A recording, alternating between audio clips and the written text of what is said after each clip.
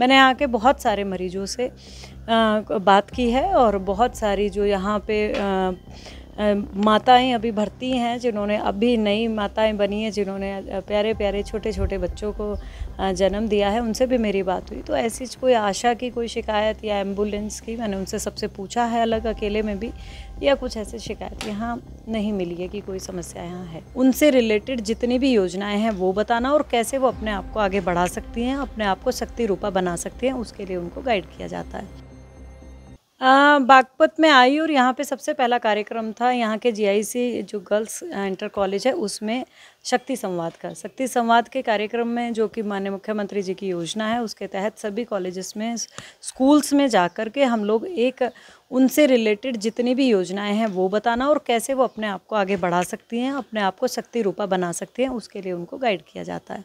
दूसरा, हम उसके बाद वहाँ से निकले तो हम सीएचसी के निरीक्षण पे आए, जिसमें कि यहाँ के सीएचसी से कोई कंप्लेन ऐसी पहले नहीं थी, जिसकी वजह से यहाँ आना पड़ता। लेकिन चूँकि एक फॉर्मेट है कि हमको आना है, बाकी सीएचसी जैसे पिलाना की कंप्लेन थी वहाँ इसलिए आए थे, यहाँ नहीं थी कंप्लेन।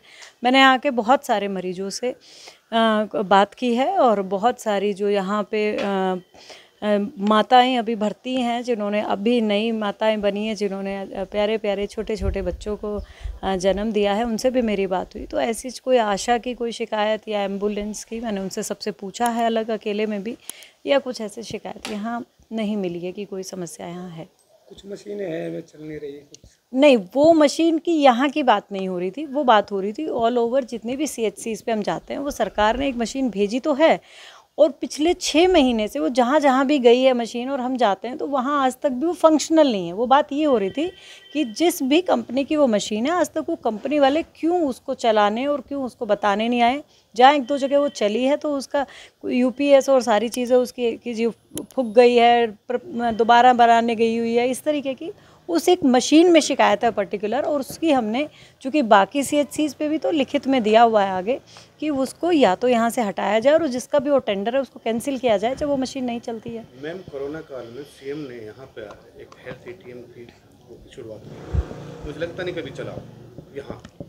अब इसके बारे में मुझे जानकारी, चूँकि आपने हाँ, मशीन का भी आपने नहीं, वो मशीन तो इन्होंने बताया वर्किंग है, बाकी कई सीएचसीज़ पे वो वर्किंग नहीं थी। मैंने बोला भी है कि भाई बाकी मशीनें यहाँ वर्किंग नहीं थी, बाकी यहाँ डॉक्टर साहब ने कहा है कि वो वर्किंग है और कहते हैं चलती है।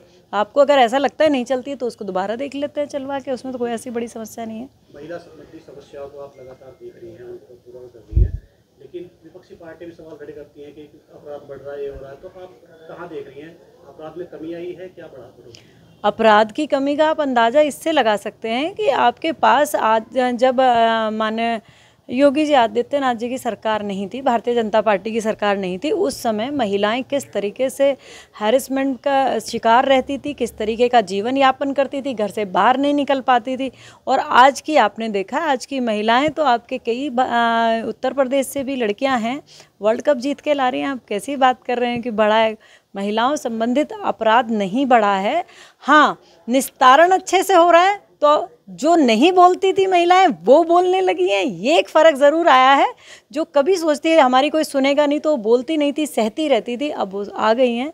और जो एक कंसेप्ट हमारे सरकार का है कि कुछ तो अब तो बोलो चुप्पी तोड़ो, तो अब वो बोलती हैं, इसलिए केसेस ज़्यादा आपको नज़र आते हैं और उनका निस्तारण भी होता है। विपक्षियों के सवालों को कहाँ देखती हैं? देखिए, विपक्ष है तो उसने तो क्रिटिसाइज़ करना है कि ये नहीं करते हैं, वो नहीं करते हैं, जिसमें कि वो लॉजिकल कोई बताए ना, लॉजिक के साथ बोलें कि ये नहीं, ये चीज़ नहीं हुई है।